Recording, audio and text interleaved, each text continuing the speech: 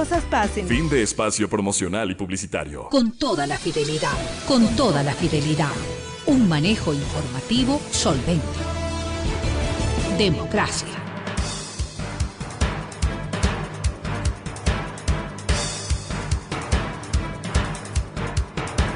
Estamos de regreso ya y en contacto con el señor doctor Galo Cárdenas Rodas en la ciudad de Cuenca, a la que saludamos, enviamos un abrazo al doctor Julio Echeverría, aquí en Quito. Muchísimas gracias a los dos por acompañarnos.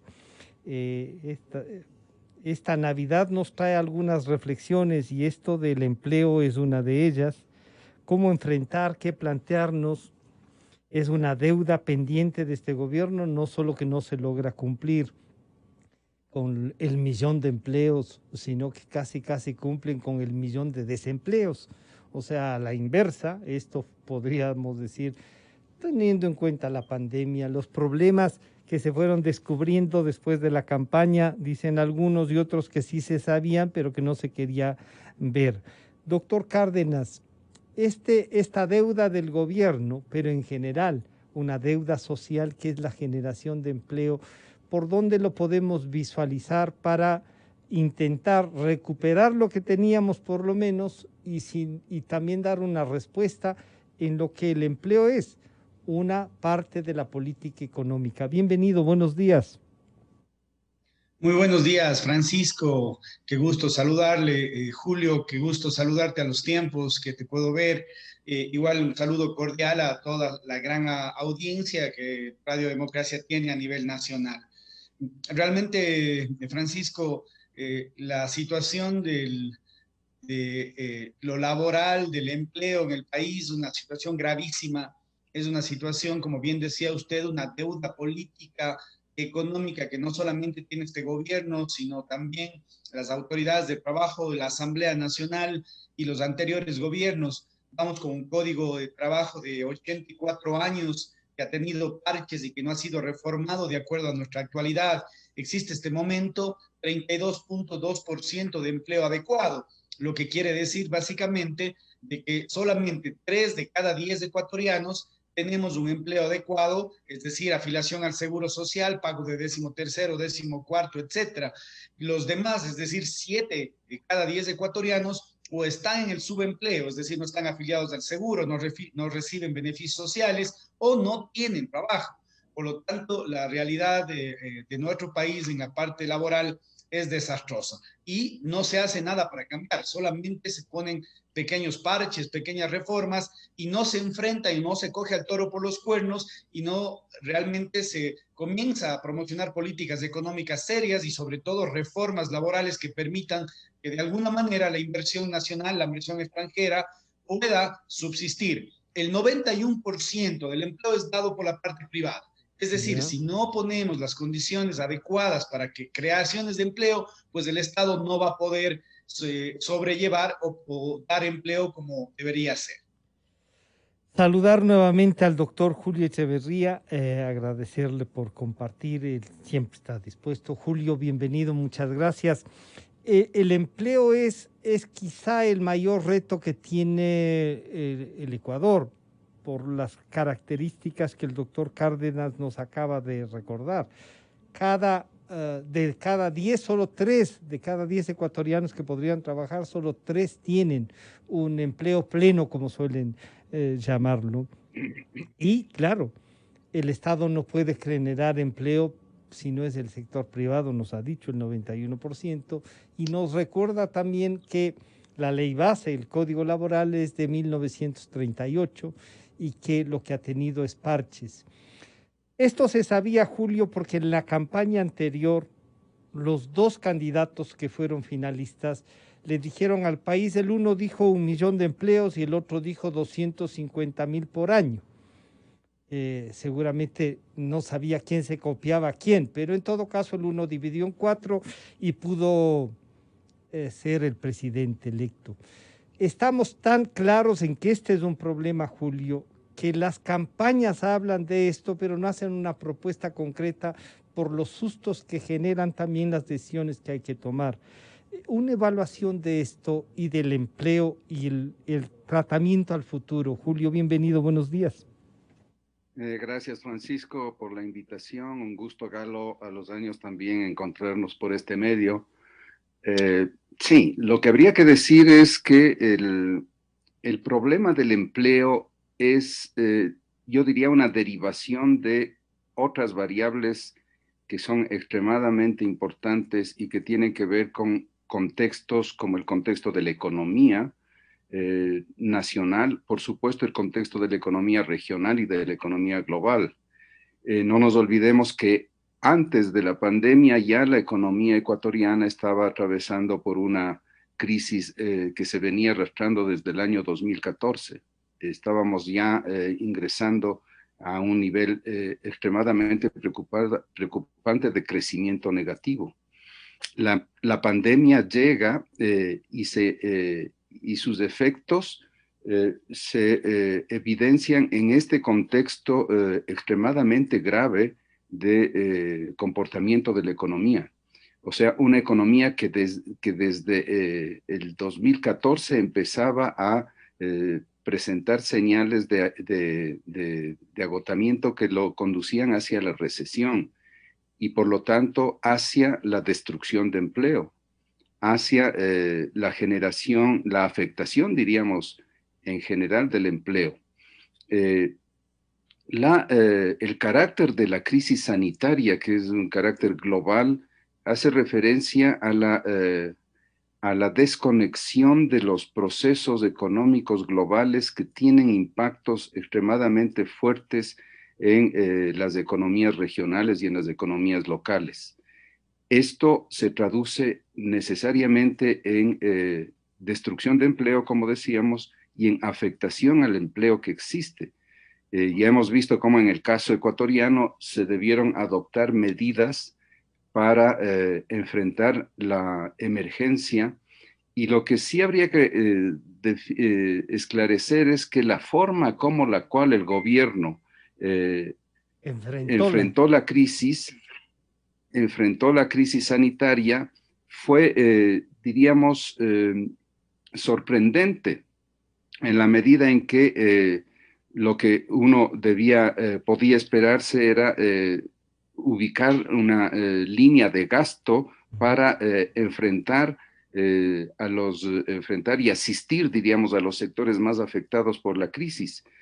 El gobierno optó por una línea de sostener la competitividad de la economía, podríamos decir, de sostener la estabilidad macrofiscal para generar condiciones de financiamiento externo que pudieran darle un mínimo de sostenibilidad a la economía en el mediano plazo.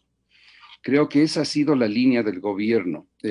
No ha sido pues una línea de volcar el gasto público hacia atender a los sectores más afectados de manera inmediata, sino en tratar de generar las condiciones de una estabilización económica para que pueda venir un financiamiento externo que genere en el corto y mediano plazo, Julio, mejores condiciones de empleabilidad. Pero eso no era un paso necesario, quizá la priorización de una estabilización para poder brindar, porque si no generaban este espacio de estabilización, ¿con qué plata asistían?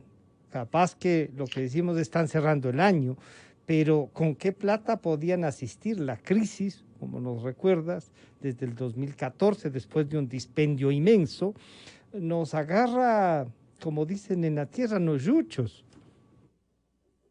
Exactamente. Entonces, es muy importante que se identifique cuál es la línea que adoptó el gobierno, porque esa línea abre una ruta de estabilización que requiere la economía para lograr niveles de financiamiento más sostenibles. Si es que el gobierno no optaba por esa línea, lo que hubiéramos hecho es gastarnos los pocos recursos con los cuales podía contar la caja fiscal y quedarse inermes frente a las necesidades de financiamiento que requiere la economía en el cortísimo plazo y en el mediano plazo. Entonces, habría que tomar con pinzas, como se dice, el análisis de lo que el gobierno viene haciendo en materia de manejo de la política económica. De un manejo responsable, adecuado, el país puede contar con líneas de financiamiento, como en efecto ha contado, para sostener la economía, especialmente la crisis de liquidez en la cual se encontraba ya la caja fiscal. Para el 2020, la caja fiscal, diríamos, el déficit público era de tal magnitud que si es que no se adoptaban esas medidas, no se hubiera podido garantizar esta línea de financiamiento que viene del Fondo Monetario Internacional y que apunta, por un lado, a sostener las cifras macrofiscales, por lo tanto, estabilizar la economía, pero por otro lado también a destinar líneas de crédito, diríamos, o líneas de asistencia hacia los sectores más afectados de la economía. La afectación de la crisis financiera es extremadamente fuerte. Entonces, no creo claro, que ahí ha existido una crisis como la que estamos viviendo en este año 2020. esta crisis agravada, doctor Cárdenas Galo, nos lleva a pensar en dos cosas. Y claro, los dos han coincidido. No se pueden separar el trabajo, es este que tiene, que debe tener las condiciones, como usted nos ha recordado, de toda la legalidad. Este trabajo que en definitiva tiene una base de dignificación de la persona. No se puede separar del manejo de la economía, del Estado, de la parte económica, como dice Julio, de esta fiscal, de generar una economía responsable. Pero ¿cómo desde la visión laboral, desde el ejercicio, como usted, de ser abogado, ¿no es cierto?, en sectores laborales y todo eso, se puede plantear también una reflexión de esta parte que es importante de la economía del país, que son los trabajadores, en relación a los empresarios y en relación al Estado? ¿Cómo modificamos un código si políticamente lo único que hacen es decirnos que van a generar empleo desde sectores que no se pueden generar y no generamos en cambio las opciones para que el sector privado se fortalezca y pueda generar ese empleo? ¿Por dónde caminamos, Galo? Francisco, Julio nos ha recordado un poquito lo que pasó en la década perdida o la década ganada, ¿no? Como quieran verlo. Recordemos que la ideología utilizada en el correísmo fue el socialismo del siglo XXI. Socialismo del siglo XXI que en su principal postulado era de que el Estado es el motor de la economía, por lo tanto el Estado era el encargado de generar empleo, cosa que se pudo hacer, entre comillas, gracias a una enorme inyección económica, a precios de petróleo altísimos y el gasto público desmesurado que se tuvo en esa década, en esos años. Pero luego, cuando ya no hubo recursos, ya no se pudo sostener un aparato burocrático inmenso, gigante, que realmente era un gasto tremendo para el Estado, y las obras monumentales, etcétera, carreteras, etcétera, se terminaron de construir, mal construidas, pero se terminaron de construir. Por lo tanto, la gente comenzó nuevamente a perder empleo. Y justamente esa ideología no permitió ver más allá y darnos cuenta de que el sector privado justamente es el gran generador de empleo, y las estadísticas no mienten, 91% del empleo es generado por el sector privado.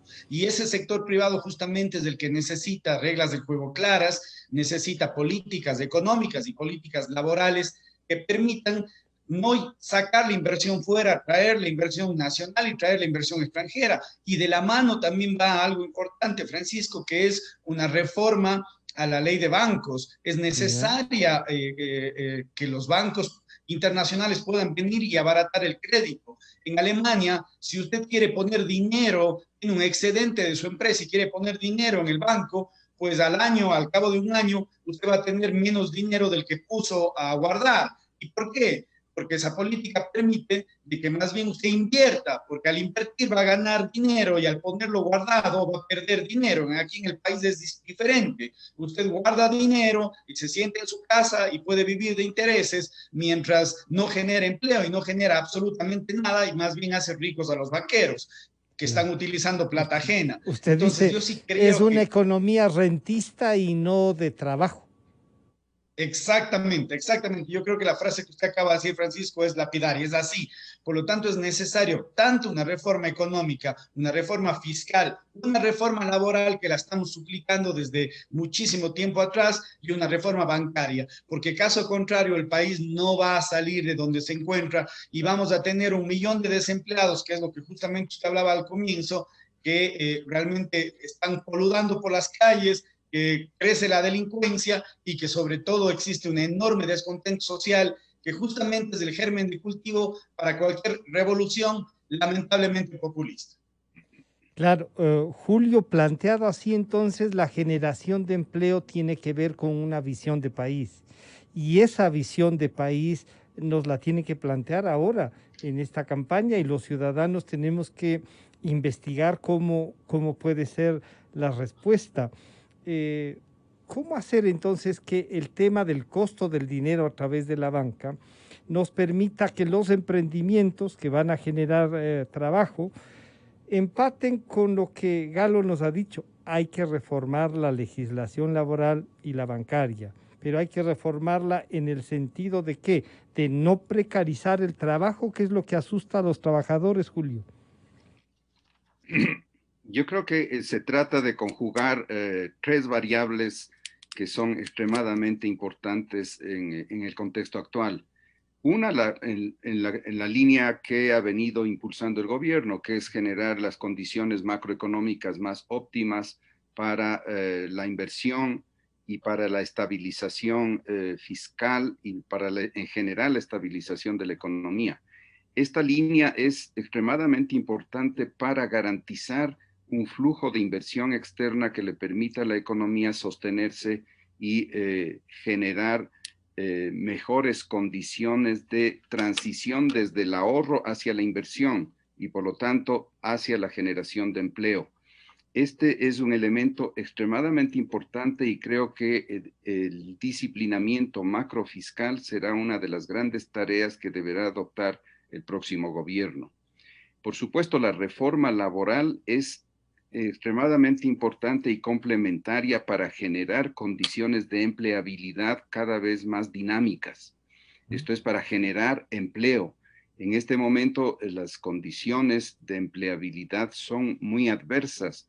Las condiciones para generar empresa, para generar inversión productiva y por lo tanto para generar empleo son extremadamente duras y requieren de reformas sustantivas en materia fiscal y en materia laboral para volver más flexibles las posibilidades de contratación y por ese lado generar condiciones de empleo y de crecimiento de la economía. El crecimiento de la economía es fundamental para poder dinamizar la redistribución económica que se requiere. Esto es para garantizar una política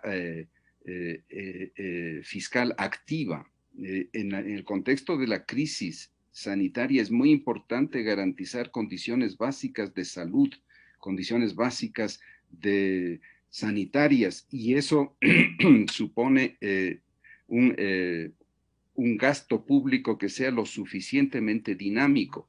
Y si es que no existen las condiciones económicas de crecimiento de la economía, eso se va a dificultar sustantivamente. Entonces, se trata, por un lado, de garantizar condiciones de estabilidad y de competitividad para atraer la inversión externa y generar por ese lado un crecimiento que pueda generar empleo y por esa vía también redistribución. Por otro lado, es muy importante la variable de la equidad. No se puede desconocer que los sectores más afectados por la crisis sanitaria son los sectores de la informalidad, que en el país llegan ya a cerca del 55-60% de la economía y de la población económicamente activa. Entonces, necesariamente se tiene que diseñar estrategias de atención a esos sectores y por lo tanto se deberá diseñar estrategias de transferencia de rentas. Desgraciadamente tenemos que seguir trabajando en esa dirección de subsidiar a determinados sectores que se ven, que han sido extremadamente afectados por la crisis y que han sido pues víctimas del y que hay desempleo que y acudir del subempleo. a su rescate. Galo, esto que nos plantea... Por otro lado, sí, por favor, sí, sí, por Julio. otro lado, la tercera variable que me parece importante es el caminar hacia una transición económica, hacia nuevos modelos productivos que sean más sostenibles en términos ambientales y en términos sociales, de una sostenibilidad que garantice empleos de calidad en el mediano plazo. Allí estamos frente a una necesaria transición hacia nuevas formas de producir y hacia nuevos productos.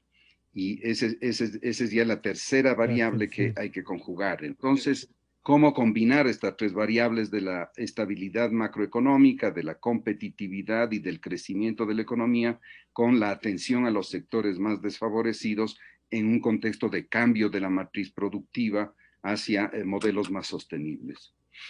Claro, y ahí viene, Galo, en cambio, esto que suele asustar a los trabajadores, que es la flexibilidad laboral, porque parece que flexibilidad laboral es sinónimo de precarización.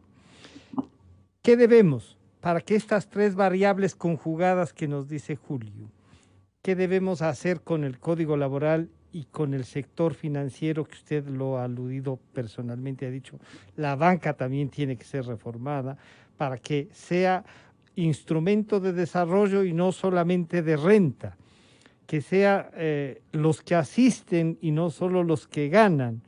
Sí, pero entonces hay que generar esas tres variables que Julio nos ha descrito perfectamente, con estas otras posibilidades y necesidades que usted nos está recordando son indispensables, Galo.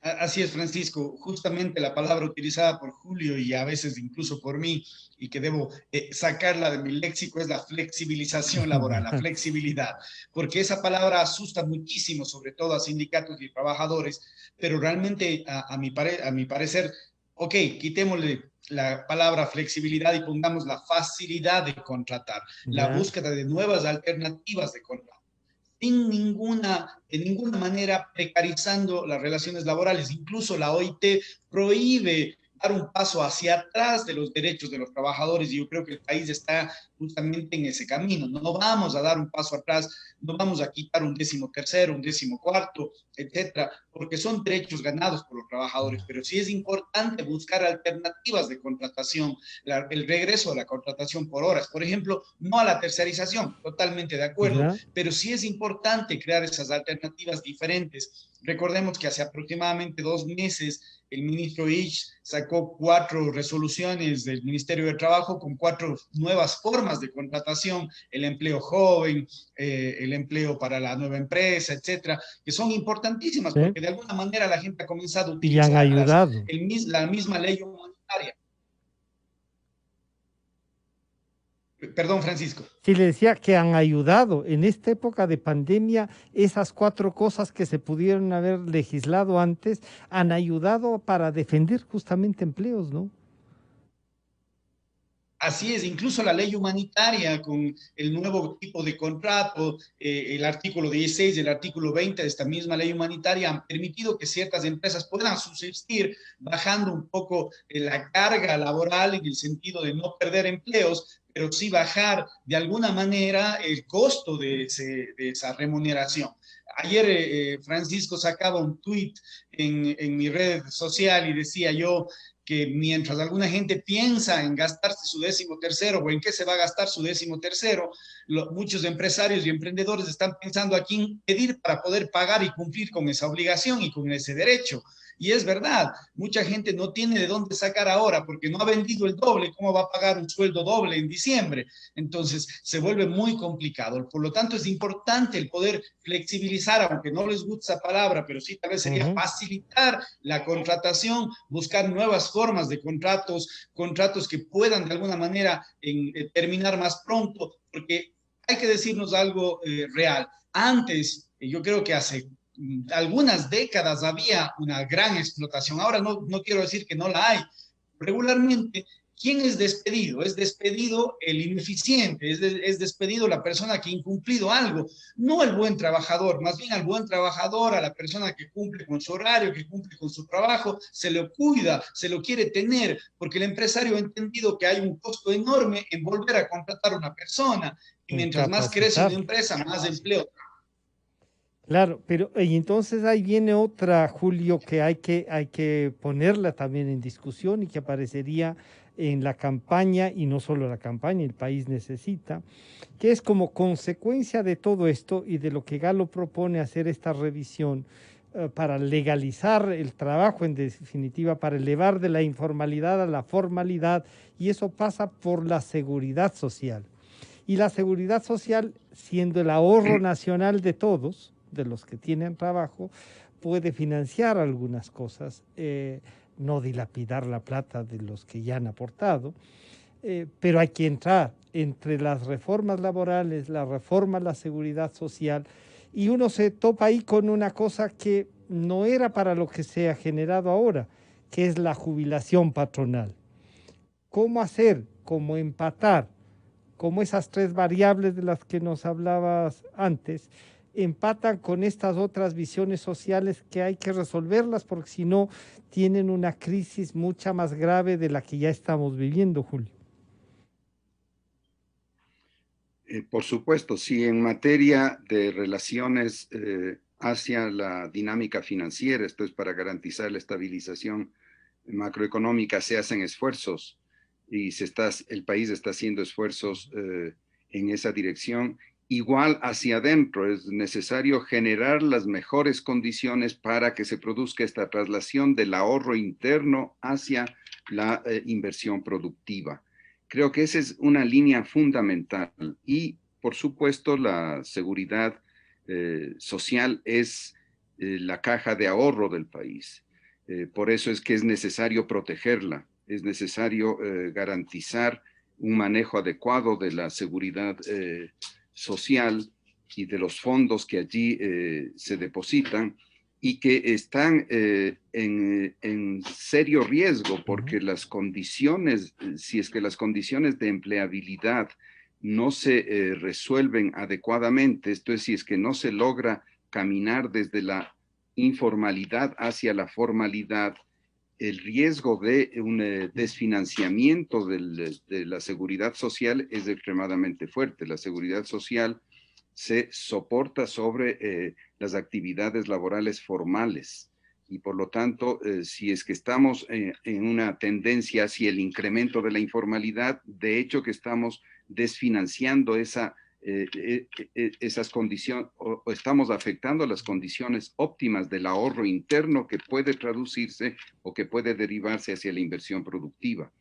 Entonces, es extremadamente importante que se entienda lo delicado de la situación actual, que se entienda la necesidad de garantizar condiciones de estabilidad, pero al mismo tiempo generar una reforma laboral que permita reducir los índices de informalidad,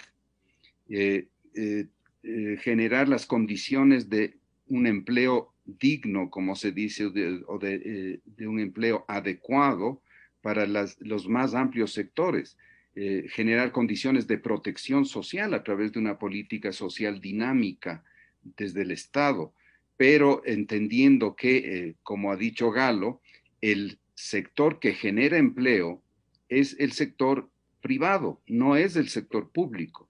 En ese sentido, el cambio de modelo al cual se está dirigiendo el país es muy importante. Que se ¿Cómo mantenga. generar las condiciones más óptimas de inversión para generar empleo en el sector privado?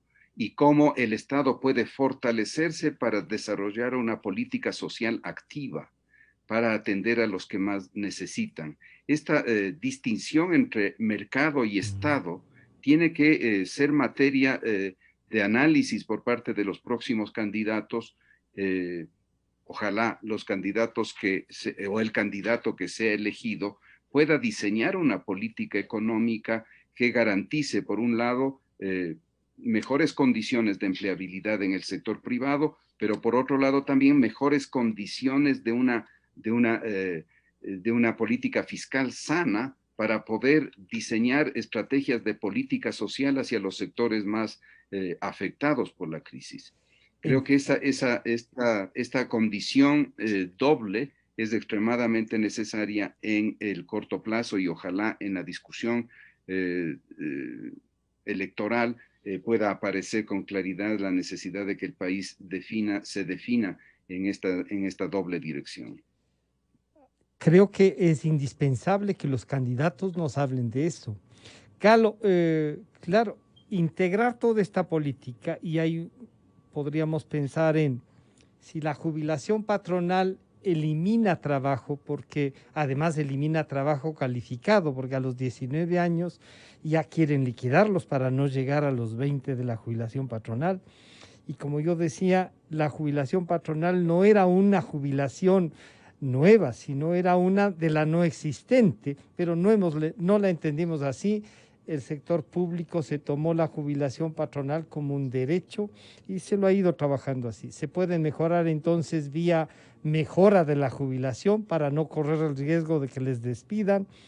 Ese es un punto que ya genera una especie de consenso de tratarlo, pero los otros son cómo se ha de medir el nivel del salario, las horas que usted ya nos ha dicho, tener esta posibilidad de generar trabajo a medida de lo que se necesite. ¿Qué otras aristas puede, además de la que esta política global que nos señala Julio, debería ser más puntual en cada una de las propuestas, Galo? Sí, es muy importante lo que Julio nos contaba y usted también, Francisco, sobre todo porque la falta de empleo ataca directamente a los sectores más vulnerables, no ataca al rico y eso tiene que entenderse de forma global. Por ejemplo, el desempleo en la mujer es del 8%, y sobre todo en esta pandemia ha sido el 8%, en el hombre el 5%, es decir, más le ataca a la mujer. Para personas mayores de 45 años ha sido mucho más fuerte todavía. Es decir, si los tres que estamos en este panel, Francisco, Julio y yo, salimos al desempleo, va a ser casi imposible que alguien nos contrate porque tenemos más de 45 años. Es decir, el desempleo ataca principalmente a los sectores menos favorecidos, a grupos vulnerables, y eso hay que ponerlo dentro de la mesa de discusión. Efectivamente, la jubilación patronal ha sido algo muy complicado y pese a que se cubrió de alguna manera que a la persona que despide a alguien que está dentro de los 20 a 25 años de trabajo, tendría que pagar el proporcional de la jubilación patronal si le despide, pues la gente lo que ha hecho es bajar y ya no le despide dentro de los 20 a los 24, sino le despide antes de los 19. Claro. Y eso realmente llama la atención. Por lo tanto, y recordemos que esa jubilación patronal solamente tiene el 3 de cada 10 ecuatorianos, es decir, los que hemos estado afiliados al Seguro Social por más de 25 años. Los demás, los que están en el subempleo, los que no tienen un empleo adecuado, no tienen jubilación patronal. Entonces, regularmente los sindicatos y los líderes sindicales están peleando por minorías, por la minoría que tiene el empleo adecuado, pero no peleando por la mayoría de gente que no tiene empleo. Y la única manera de crear empleo, más bien dicho, de darle los derechos al trabajador, es de que tenga empleo, de que tenga un empleo y seguridad social. Caso contrario, no se está peleando por él, porque lo que se está haciendo es acabando con empresas que quieren invertir, que quieren crecer, o microempresas que ven un riesgo enorme en generar empleo y prefieren vivir de renta o prefieren quedarse como empleados incluso y no arriesgarse en abrir una empresa por los enormes gastos que esto significa. En el Ecuador tenemos jubilación patronal, 13º sueldo, 14º sueldo, fondos de reserva, 15% de utilidades. Todo eso genera un enorme gasto. Es decir, una persona cuando piensa en contratar a cualquier ciudadano, sabe que no solamente va a pagar $400 de sueldo básico, sino todos estos rubros, lo que realmente hace de que el costo de ese trabajador sea alrededor de 600 y pico de dólares. Y a partir de los 12 meses de trabajo, pues ya tendrá que pagar un 8.33% más de fondo de reserva. Por lo tanto, es bastante fuerte la carga laboral y que de alguna manera tenemos que buscar generar, sobre todo en los primeros años de una empresa, de un emprendimiento, de que esa carga se aliviane y que ya cuando una empresa esté robusta, fuerte y comience a crecer, pueda pagar algo más. Pero a los primeros años debemos pensar de alguna manera de buscar proteger ese emprendimiento. Esta protección y esto que tiene que ver entonces, Julio, con una política de Estado frente al trabajo, pero como tú mismo nos has recordado, tiene que ver con la política económica, con la política educativa, tiene que ver en definitiva con toda la administración del Estado y la relación con los ciudadanos. Si debemos plantear algo, por ejemplo, en este momento hay una gran discusión, un panel antes del de ustedes, comentábamos con el presidente de la Cámara de Comercio de Quito y con el presidente de la Federación de Exportadores, estas restricciones, porque vamos a tener que tomar en cuenta la pandemia también para intentar reactivarnos, han generado nuevas pérdidas, unas que diríamos muchos estaban pensando en que esto les iba a ayudar a salir adelante lo del fin de año y esto se acaba de caer, estas restricciones. ¿Cómo empatar la salud, el tema este que es urgente de la reactivación del país, el trabajo? ¿Cómo empatamos con una política que solamente nos señalaría restricciones y que ya está generando reacciones no solo aquí, sino en el mundo, Julio? Yo creo que es importante identificar con claridad cuáles son los impactos de manera diferenciada se expresan en la estructura productiva y por lo tanto en la estructura del empleo.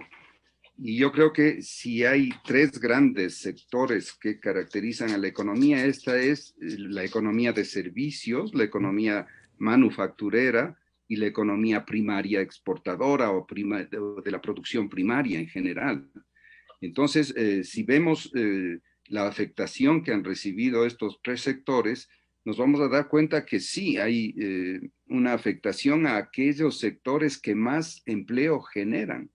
Por ejemplo, el turismo, por ejemplo, el comercio, por ejemplo, en el campo de la manufactura, la industria inmobiliaria, la industria de la construcción, la generación de vivienda, etcétera.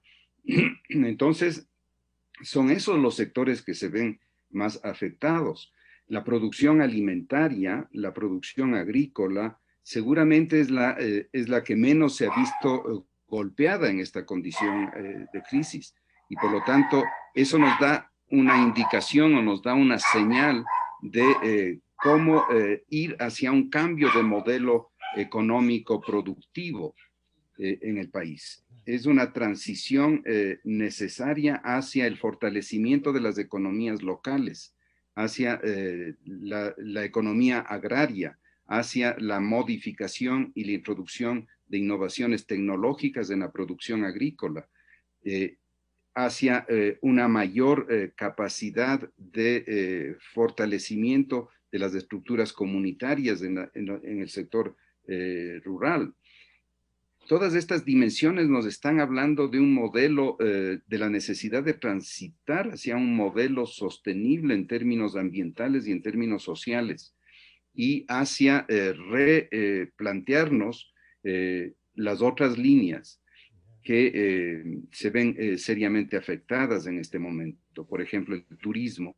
Es necesario que se produzca una reconversión en ese sector. En este sector.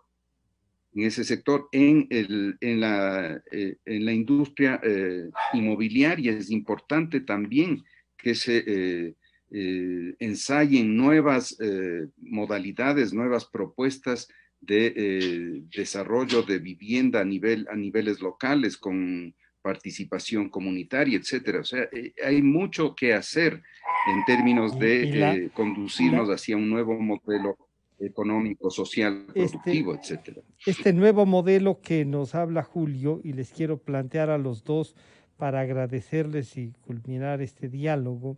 A los dos una reflexión sobre, tomando en cuenta lo que hemos tratado ahora, la política laboral, el tema del trabajo, plantearnos una reflexión de lo que los ecuatorianos deberíamos reflexionar con los candidatos, no solo a la presidencia, sino a la Asamblea Nacional, que respondan a este modelo que Julio dice que hay que plantearnos, ver cómo nos plantean ese modelo. ¿Cuál sería la reflexión, Galo, que usted nos haría para que todos tengamos en cuenta y, si podemos, les preguntemos a los candidatos? Francisco, yo creo que importantísimo lo que decía Julio, los sectores productivos que causan empleo no solamente en su sector, sino a su alrededor, como el turístico, como el de la construcción, tienen lamentablemente candados gravísimos que hacen de que se encarezca esa mano de obra. Le voy a dar dos ejemplos clarísimos. El primero, en el sector turístico, si usted contrata a un recepcionista en un hostal, ese recepcionista no puede hacer nada más que solamente ser recepcionista. Y si usted le dice, oye, ayúdanos a atender las camas, a servir un café, etcétera, él dice, no, porque usted me está cambiando de ocupación y al cambiarme de ocupación hay un despido intempestivo. Yo no puedo hacer absolutamente nada más de lo que dice mi contrato. En el sector de la construcción ya tienen que pagar desde el primer día el fondo de reserva y también los décimos de forma mensualizada, lo que encarece justamente ese pago, porque hay mucha informalidad en ese sector y el empleado que va al sector de la construcción dura regularmente 2, 3 meses y se va a otra construcción, pero el empleador ya pagó fondos de reserva y pagó décimos. Entonces, realmente ese tipo de candados que existen en nuestros contratos hacen que dos sectores importantísimos, como decía Julio, el turístico y de la construcción, se vean trabados por estas dificultades en la contratación y en la flexibilización o en la facilidad de volver a contratar. Entonces es importantísimo que los candidatos presidenciales y sobre todo también los candidatos a la Asamblea tengan el sentido de buscar, primero, comprometerse con una reforma laboral profunda, fuerte, en donde puedan estar todos los sectores, tanto el empleador como el trabajador, pero también el sector académico, también los colegios, que tienen que comprometerse en buscar un código de trabajo nuevo, que tenga realmente esa facilidad de buscar nuevas alternativas de contratación y que los costos no sean tan caros y que sobre todo se quiera de alguna manera favorecer a los nuevos emprendimientos. Y el candidato presidencial, por supuesto, conjugar este mix, este equilibrio entre política macroeconómica y estabilidad y buscar también reformas laborales, bancarias y fiscales que de alguna manera lleguen a hacer de que la persona que tiene algún recurso, que la persona que quiere emprender lo haga en este país, sabiendo que las reglas del juego son claras, sabiendo que tienen estabilidad jurídica. Y algo para terminar, muy importante también, una justicia correcta, independiente, pero sobre todo que sea ágil. No puede ser que ahora tengamos una vacancia judicial nuevamente después de 5 meses de cierre de las cortes, una vacancia judicial hasta el 6 de enero, o que ayer haya salido un acuerdo, el acuerdo 54 del Ministerio de Trabajo, en el cual se cierran todos los trámites hasta el 17 de enero nuevamente. Es decir, no tenemos una justicia adecuada, eso también encarece y va en contra del empleo. Claro, Julio, estos son los retos entonces para el próximo año, pero para el país, para los próximos 4 años y la posibilidad de salir adelante. ¿Cuál ha de ser entonces esta reflexión pública, además de las que Galo ya nos ha hecho, Julio? Bueno, creo que Galo ha sido muy claro en plantear los grandes desafíos que tiene este rato la reforma fiscal, la reforma laboral, para generar estas condiciones de empleabilidad adecuadas que requiere el país.